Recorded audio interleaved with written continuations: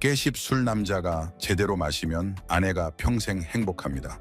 언뜻 보면 별것 아닌 것 같지만 저는 우리 아버님들이 한 번쯤 보셨을 손에 들어보셨을 찌개나 볶음 요리에 넣어보셨을 것이라 믿습니다.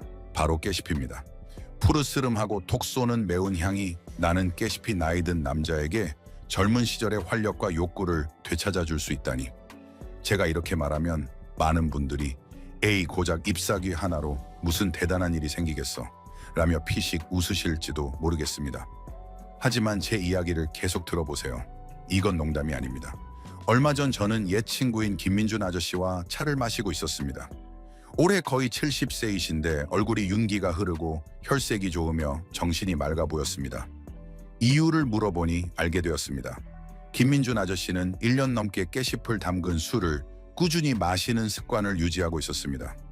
아저씨는 약이나 인삼 녹용 같은 거창한 것은 필요 없고 일주일에 몇 번씩 깨십, 술을 작은 잔으로 한 잔만 마시면 된다고 하셨습니다. 몸의 기운이 솟는 것 같다고요. 저는 반신반의했지만 집에 와서 자세히 알아보니 깜짝 놀랐습니다. 깨십이 몸을 따뜻하게 하고 통증을 줄여줄 뿐만 아니라 중년 남성의 건강을 보강하는 데 귀한 약자해가 된다는 사실을 알게 되었습니다. 그래서 오늘 저는 이 이야기를 들려드리려고 합니다. 우리 아버님들이 한 번쯤 귀 기울여 들어보셨으면 좋겠습니다.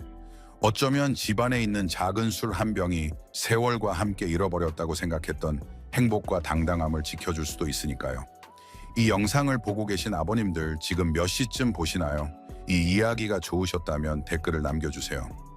저는 노인의 지혜 채널에서 매일 더 흥미로운 이야기를 계속해서 공유하겠습니다. 저는 김민준 아저씨를 아주 생생하게 기억합니다. 올해 68세이신데 고향은 부산이지만 20대 초반에 서울로 올라와 사셨습니다. 평생을 성실하게 목수일만 하셨습니다. 손은 늘 나무 토막과 톱밥 때문에 거칠었고요. 아저씨에게는 고생을 함께하며 몇십 년을 사신 아주 착한 아내분이 계셨습니다. 그런데 몇 년 전 김민준 아저씨는 절 마당에서 차를 마시던 중 저에게 속마음을 털어놓으셨습니다. 슬픈 목소리로 요즘 내가 예전 같지 않은 것 같아. 그냥 피곤한 게 아니라 아내와도 그런 마음이 사라졌어. 아내는 아무 말 안 하지만 속상해하는 것을 알아. 저는 그 말을 듣고 마음이 아팠습니다. 아내를 사랑하지 않아서가 아니라 몸이 따라주지 않아 가까이 하지 못하는 무력감. 그것은 한때 집안의 기둥이라고 자부했던 한 남자의 마음을 옥죄는 보이지 않는 끈과 같았습니다. 김민준 아저씨는 아내가 잠자리를 권했을 때 벽을 보고 자는 척한 적이 있다고 말씀하셨습니다. 하기 싫은 게 아니라 자신이 못할까 봐 부끄럽고 창피해서였다고 합니다. 그 후로 두 사람은 한 공간에 있었지만 얇은 막이 있는 것처럼 서로에게서 멀어졌고 말없이 슬픔에 잠겼습니다. 어느 날 시장에 장을 보러 갔다가 채소 파는 할머니가 깨십 담근 술에 대해 이야기하는 것을 들었습니다. 할머니는 남편분도 예전에는 기력이 아주 약했는데 일주일에 몇 번씩 깨십 술을 담가드리니 눈에 띄게 건강해지셨고 움직임도 더 활발해지셨으며 부부 관계도 다시 좋아졌다고 하셨습니다. 그 이야기를 들은 김민준 아저씨는 계속 생각에 잠겼고 조용히 신선한 깨십과 막걸리 한 가리를 구해 직접 씻고 잘라 담갔습니다. 아저씨는 별 기대를 하지는 않았어. 그냥 한번 해보는 거지 라고 저에게 말씀하셨습니다. 그런데 불과 2주 만에 몸이 따뜻해지는 것을 느꼈고 밤에도 손발이 시리지 않았습니다. 그리고 놀랍게도 아침에 일어났을 때 오랫동안 잊고 지냈던 감각을 느꼈습니다. 아저씨는 저녁 식사 전 작은 잔으로 몇 번 마셔봤고 한 달쯤 지나자 저에게 마치 50대 시절로 돌아간 것 같아. 대단한 건 필요 없고 그냥 아내가 기뻐하고 우리가 다시 가까워지는 모습을 보니 그걸로 충분히 만족해 라고 말씀하셨습니다. 아저씨의 이야기를 들으며 저는 아저씨의 눈에 반짝이는 기쁨을 느낄 수 있었습니다. 오랫동안 불을 피우지 않았던 부엌의 작은 불꽃처럼 소박하지만 깊은 기쁨이었습니다. 김민준 아저씨의 이야기는 흔치 않은 일이 아닙니다. 60, 70대 많은 분들이 자신이 늙어서 약해진 것이라 생각하고 그저 조용히 체념하며 삽니다. 때로는 깨십 담근 술 한 병 같은 작은 변화만으로도 잊혔다고 생각했던 감각을 되살릴 수 있다는 사실을 잊은 채 말입니다. 저는 이 이야기를 통해 우리 아버님들이 혼자가 아니라는 것을 보여드리고 싶었습니다. 그리고 우리가 스스로를 이해하고 돌보려고 노력하면 건강과 기쁨 그리고 행복까지도 마치 떠나지 않았던 것처럼 다시 돌아올 것입니다. 많은 분들은 늙어서 약해지는 것을 자연스러운 일이고 받아들여야 할 일이라고 생각합니다. 어떤 분들은 저에게 나이도 들었는데 뭘 더 바라겠어. 기력이 없으면 없는 대로 사는 거지 라고 말하기도 합니다. 하지만 아버님들 그렇게 생각하기 때문에 매일 더 즐겁고 건강하게 살 기회를 놓치는 것입니다. 성기능 저하, 욕구 상실, 부부 관계, 멀어짐 같은 문제는 언뜻 사소하고 개인적인 문제처럼 보이지만 제대로 이해하면 훨씬 더 큰 건강 문제의 신호일 수 있습니다. 저는 60대 이상이신데도 정신이 맑고 차를 운전하며 집안일을 하시는 분들을 많이 만났습니다. 하지만 아내와의 관계는 회피하셨습니다. 사랑하지 않거나 필요 없어서가 아니라 부끄러워서 또는 죄책감 때문이었습니다. 어떤 분은 아내가 실망하는 걸 보고 싶지 않아서 그냥 조용히 있는 게 나아라고 말했습니다. 그리고 그런 부끄러움 때문에 부부는 점점 멀어졌고 집안 분위기는 아무도 말하지 않았지만 점점 차가워졌습니다. 그 차가움은 겨울 때문이 아니라 침묵 때문에, 그리고 늙었으니 더 이상 중요한 문제가 아니다라고 생각하며 서로 공유할 수 없었던 것들 때문에 생겨난 것이었습니다. 하지만 저는 다르게 생각합니다. 나이가 들수록 배우자와의 친밀함과 유대감을 유지하는 것이 더 중요합니다. 육체적인 관계뿐만 아니라 정신적인 교감과 가정의 따뜻함을 위해서 말입니다. 성기능 건강은 젊은 사람만의 문제가 아니라 전반적인 건강에 매우 중요한 부분입니다. 만약 우리가 성기능 저하를 방치하면 수면 정신 건강, 혈압, 심혈관계, 그리고 수십 년간 쌓아온 부부 관계까지도 악영향을 미칩니다. 저는 많은 분들이 잠을 깊이 못 주무시고 아침에 일어나면 피곤해하며 아무 일에도 흥미를 느끼지 못하거나 이유 없이 짜증을 내는 것을 들었지만 그것이 성기능 건강 저하 때문이라고는 전혀 생각하지 못했습니다. 그분들은 병원에 가서 뇌에 좋다는 약간의 좋다는 약을 다 먹어봐도 나아지지 않았고 한참 뒤에야 문제의 근원이 기혈의 부족과 몸이 필요한 부위에 혈액을 충분히 공급할 에너지가 없다는 것을 깨달았습니다.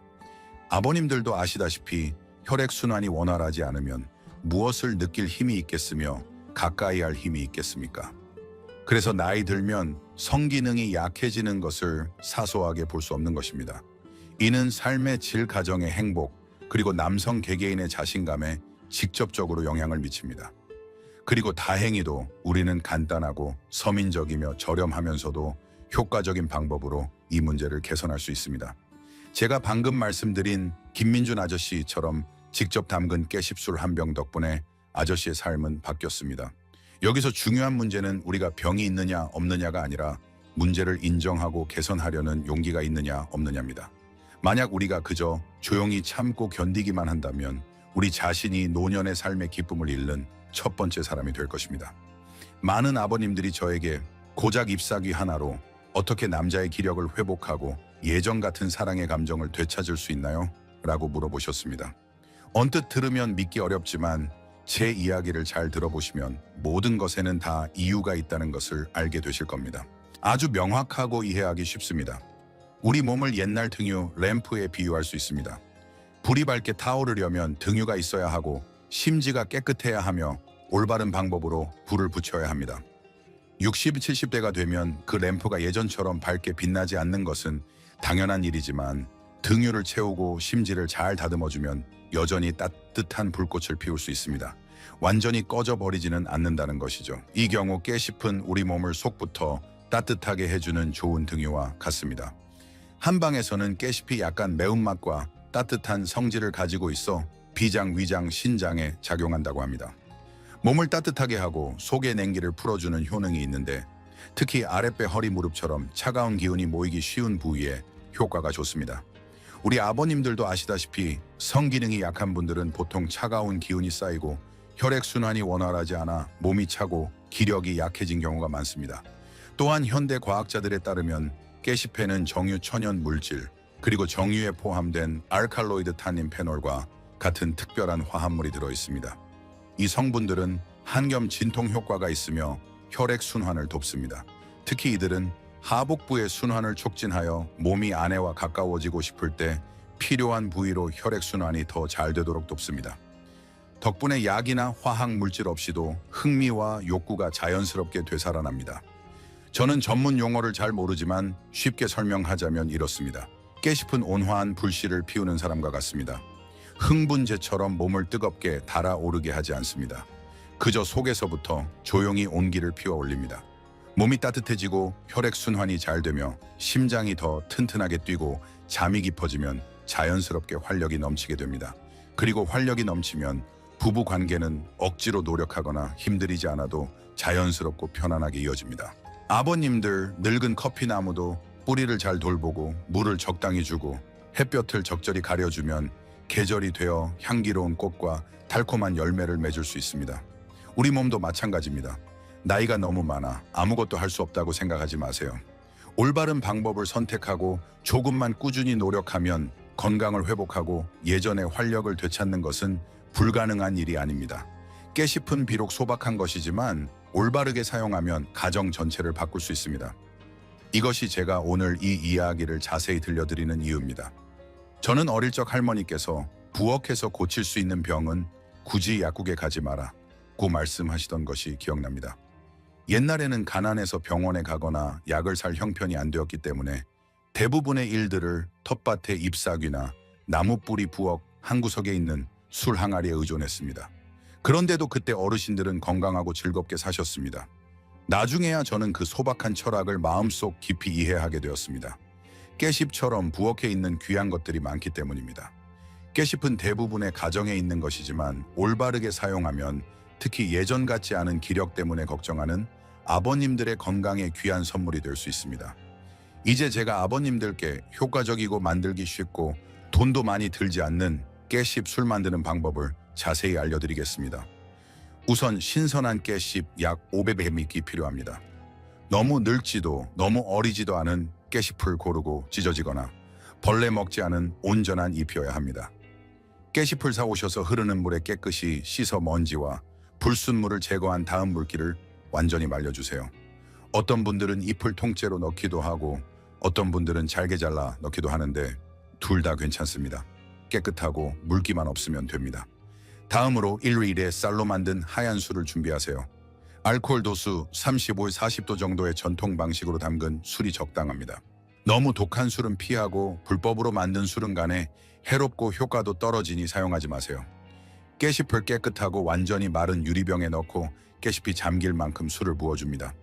뚜껑을 꼭 닫아 통풍이 잘 되는 서늘한 곳에 두고 직사광선은 피해주세요. 최소 15일 동안 담가두는 것이 좋지만 시간이 있으시면 1개월 이상 두면 술의 향이 더욱 좋고 연한 노란색을 띠며 순한 맛이 납니다. 술이 완성되면 마시는 방법도 중요합니다. 한 번에 작은 잔으로 20, 30ml 정도만 드세요. 저녁 식사 전이나 잠자리에 들기 전에 드시는 것이 가장 좋습니다. 아내와 관계를 가지실 분은 약 30분 전에 드시면 됩니다. 하루 100ml를 넘지 않도록 하세요. 적은 양이라도 꾸준히 일주일에 3-4번 정도 마시는 것이 좋습니다. 효과가 좋다고 해서 한꺼번에 많이 마시면 오히려 역효과가 날 수 있습니다.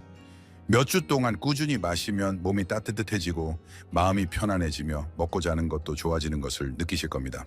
많은 분들이 더 활기차고 삶의 즐거움을 되찾았다고 말씀하시기도 합니다. 가장 중요한 것은 바로 배우자 곁에서 자신감을 되찾는 것입니다. 이는 육체적 건강뿐만 아니라 노년의 삶에서 중요한 유대감과 기쁨을 의미합니다. 그러니 비싼 보약을 사거나 죄책감에 조용히 힘들어하는 대신 직접 깨씹술을 담가보세요. 간단하고 돈도 많이 들지 않지만 소중한 것들을 가져다 줄 수 있습니다. 제가 이 이야기를 하는 것은 자랑하려는 것이 아니라 아버님들이 몸을 돌보는데 결코 늦지 않았다는 것을 이해하셨으면 하는 바람 때문입니다. 그리고 때로는 옛날 부엌으로 돌아가는 것만으로도 자신의 활력을 일부 되찾을 수 있습니다. 한 번은 동네 아버님들과 함께 차를 마시는데 올해 70세인 이준호 아저씨가 깨씹을 1킥이나 이쿨술에 담가야 마실 맛이 나지 라며 호탕하게 웃으셨습니다. 그 말을 듣고 저는 조심스럽게 조언을 해드렸습니다. 그대로 두면 오히려 해로울 수 있기 때문입니다. 아버님들은 좋은 것은 많이 먹을수록 더 좋다고 생각하는 경향이 있습니다. 하지만 사실은 그렇지 않습니다. 깨씹술을 올바른 방법과 양으로 사용하지 않으면 도움이 되지 않을 뿐만 아니라 오히려 역효과를 내거나 건강에 해로울 수 있습니다. 첫째, 많은 분들이 비율을 잘못 맞춥니다. 어떤 분들은 진하게 담가야 성분이 잘 우러나올 것이라 생각하고 깨씹을 많이 넣고 술을 적게 넣습니다. 하지만 깨씹이 너무 많고 술이 충분하지 않으면 깨씹이 상하고 술에서 불쾌한 냄새가 나며 심지어 곰팡이가 피기도 합니다. 제가 사용해보고 많은 분들이 공유해주신 가장 적절한 비율은 신선한 깨씹 500기계 술 1입니다.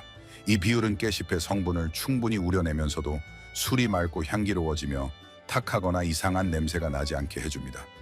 둘째, 술을 많이 마실수록 기운이 넘칠 것이라고 생각하는 분들이 있습니다. 하지만 약술이라도 과음하면 간, 위장, 혈압에 영향을 미치고 몸을 피곤하게 만듭니다.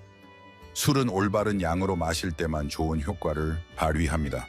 제가 앞서 말씀드렸듯이 한 번에 230ml 정도만 마시고 하루에 100ml를 넘지 않아야 합니다.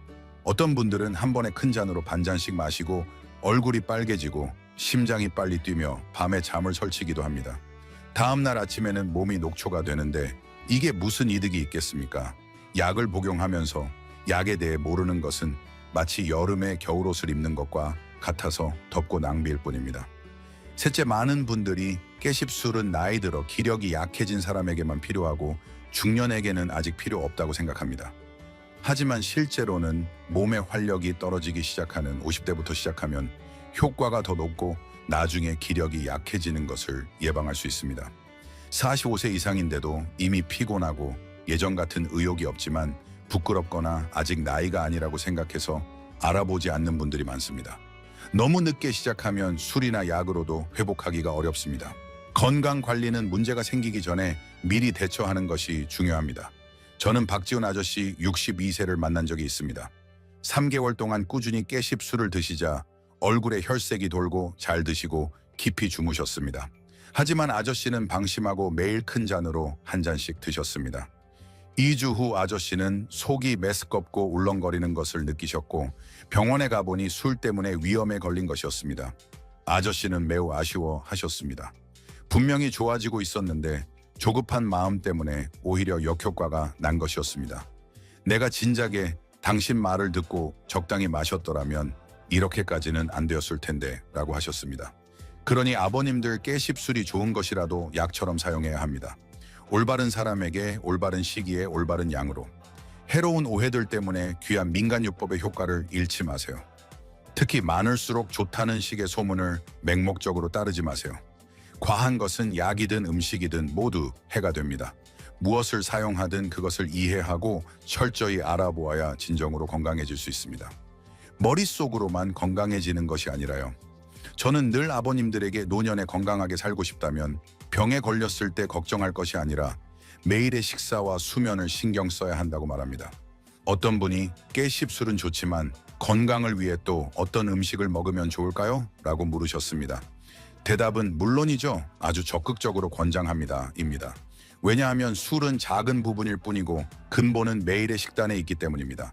두 가지를 함께 병행하면 효과가 오래가고 우리 몸이 영양분을 흡수하여 속부터 겉까지 건강해질 수 있습니다. 아침은 밤새 휴식 후 몸이 깨어나는 시간입니다. 이때는 혈액순환이 아직 느리고 간과 신장이 다시 활동을 시작하는 때입니다. 아버님들은 따뜻한 물에 생강을 조금 넣거나 신선한 생강 조각 몇 개를 넣어 마시는 것으로 하루를 시작하는 것이 좋습니다. 생강은 배를 따뜻하게 하고 소화를 촉진하며 울금은 간과 위장에 좋습니다. 그 후에 삶은 달걀 하나나 다진 고기, 죽 한 그릇을 드시면 부드럽고 하루를 시작할 충분한 에너지를 얻을 수 있습니다. 이 음식들은 간단하지만 몸에 활력을 더해주고 특히 손발이 찬 노년층의 혈액순환을 돕습니다. 점심은 몸이 활동에 더 많은 에너지를 필요로 하는 시간입니다. 아버님들은 채소, 단백질, 건강한 지방이 골고루 포함된 밥을 드셔야 합니다. 예를 들어 생강을 올린 생선찜 소고기, 묵국 현미밥 한 그릇은 영양분을 보충하면서도 속이 편안합니다. 생선은 자연적인 오메가를 보충해 심혈관계에 좋고 생강은 소화를 촉진하며 소고기 묵국은 몸을 시원하게 해줍니다. 점심 식사 후에는 시간이 되시면 20-30분 정도 쉬면서 왼쪽으로 누워있으면 간 해독에 도움이 됩니다. 저녁은 가볍게 드시고 너무 배부르게 먹거나 늦게 먹는 것은 피하세요. 잠을 방해하고 속이 더부룩할 수 있습니다. 팥죽이나 쌀죽에 다진 소고기 몇 조각을 넣은 것이 적당합니다. 깨씹 술을 드시는 습관이 있다면 이때가 가장 좋습니다. 식사 후 약 30분 정도 지나서 작은 잔으로 한 잔 마시면 배가 따뜻해지고 소화가 잘 되며 더 깊은 수면을 돕습니다. 저는 이 방법을 시도해 봤는데 밤에 몸이 편안하고 아침에 일어났을 때 전처럼 찌뿌듯하지 않고 가벼웠습니다. 또한 일주일에 최소 2~3번은 신장 기능 강화와 활력 증진에 좋은 음식들을 드시는 것이 좋습니다. 검은 콩, 장어, 연고씨, 붕어찜 같은 것들입니다. 이 음식들은 예전부터 우리 할머니, 할아버지들이 드시던 민간요법으로 만들기도 쉽고 먹기도 좋으며 노년층에게 좋습니다.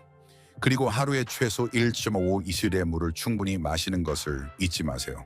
어떤 분들은 밤에 소변을 보러 가기 싫어 물 마시는 것을 제한하지만 사실 하루 종일 나누어 마시고 저녁 6시 이후에만 마시는 것을 줄이면 괜찮습니다.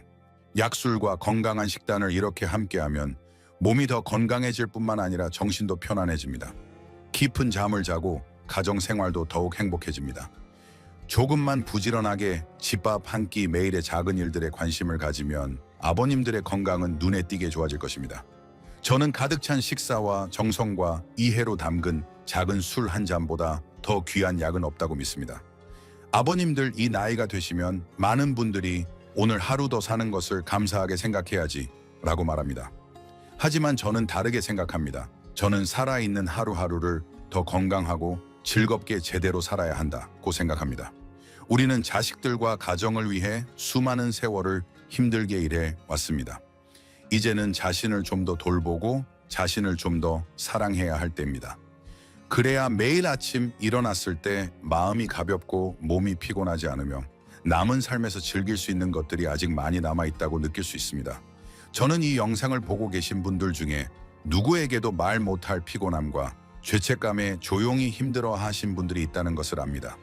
밤에 아내에게 등을 돌리고 누웠을 때 마음이 무거웠던 분들, 아침에 일어나면 먹고 싶거나 이야기하고 싶은 마음이 없었던 분들, 또래 친구들이 건강 자랑을 할 때 억지로 웃었던 분들, 그런 감정들 저도 다 이해합니다. 저도 그런 시간을 보냈으니까요. 하지만 저는 그런 식으로 계속 체념하며 살 수는 없다는 것을 깨달았습니다. 우리는 더 즐겁고 더 건강하며 더 편안한 삶을 살 자격이 있습니다. 그리고 이 모든 것은 제가 오늘 이야기한 작은 변화에서부터 시작됩니다. 깨씹 술 한 병, 식사에 대한 작은 관심, 아침에 마시는 따뜻한 물 한 잔. 건강관리는 거창한 것이 아닙니다. 그것은 아주 소박하고 친숙한 것들에서 시작됩니다. 직접 술을 담그고 깨끗한 깨씹을 고르고 적당량의 술을 넣는 것, 밥상에 푸른 채소와 단백질, 그리고 아내가 좋아하는 음식이 있는지 확인하는 것, 매일 아침 일찍 일어나 산책하고 맑은 공기를 마시며 새소리를 듣고 마당에서 노는 손주들을 보는 것, 이런 사소해 보이는 것들이야말로 우리 몸과 마음에 가장 좋고 오래가는 보약입니다. 그리고 저는 우리가 변화를 시작하고 자신을 위해 무언가를 하려고 할 때 삶도 서서히 바뀔 것이라 믿습니다. 자연스럽게 아내와 자식들에게 들려줄 이야기가 더 많아지고 항아로운 오후에 차 한 잔을 마실 여유가 생기며 악몽 없이 깊이 잠들고 서로 어색함 없이 함께하는 순간들이 많아질 것입니다. 대단한 변화가 아니라 오늘처럼 작은 일부터 시작해보세요. 아버님들 깨씹 술을 담가서 일주일에 3번씩 드셔보시고 몸에 어떤 변화가 생기는지 지켜보세요. 만약 오늘 제가 한 이야기가 도움이 되었다면 오늘부터 변화를 시작하겠습니다 라고 댓글을 남겨주세요. 아니면 그저 자신의 이야기를 공유해 주셔도 좋습니다. 다른 누군가가 혼란스러워할 때 믿음을 가지고 앞으로 나아갈 수 있도록 말입니다. 혹시라도 이 영상이 별로 좋지 않다고 생각하신다면 주저하지 마시고 의견을 남겨주세요. 저는 항상 경청하고 매일 개선해 나가겠습니다. 그리고 매주 건강하고 즐거운 삶에 대한 이야기를 듣고 싶으시다면 노인의 지혜 채널을 구독해주세요. 그러면 영상을 켤 때마다 아침 집 앞마당에서 친구와 함께 편안하게 이야기하는 것처럼 따뜻하고 편안하고 친근한 이야기를 들으실 수 있습니다. 사랑하는 아버님들, 여기까지 들어주신 것을 보니 특히 부부 관계에서 자신감과 따뜻함을 되찾고 싶어 하시는 분들은 깨씹 술이 노년의 건강 관리에 얼마나 소중하고 유용한지 어느 정도 느끼셨을 겁니다. 이것이 마법이라고 말할 수는 없지만 소박하고 작은 일이라도 우리가 노력하고 이해하며 꾸준히 한다면 자연스럽고 오래가는 결과를 얻을 수 있다고 믿습니다. 오늘 제 이야기를 들으신 아버님들이 그냥 듣고 흘려보내지 않으셨으면 좋겠습니다. 직접 한번 해보세요. 신선한 깨씹을 조금 사고 좋은 막걸리를 구해서 직접 술을 담가보세요. 부엌 한 구석에 있는 술병을 볼 때마다 스스로를 사랑스럽고 느긋하게 돌보고 있다는 따뜻한 마음을 느끼실 겁니다. 깨씹술을 이미 드셔보셨거나 다른 담그는 방법이 있으시면 댓글로 공유해주세요. 모두가 함께 배우고 지혜를 나눌 수 있도록 말입니다. 이 영상이 도움이 되었다고 생각하시면 댓글에 숫자 1을 남겨주세요. 혹시 의견이 있으시면 숫자 연연을 남겨주세요. 저는 항상 기꺼이 듣겠습니다. 그리고 노인의 지혜 채널 구독도 잊지 마세요. 매주 우리가 다시 만나 노년의 건강 기쁨 그리고 정에 대해 이야기를 나눌 수 있도록요. 저는 아버님들의 오랜 친구 김민준입니다. 다음 영상에서 다시 뵙겠습니다.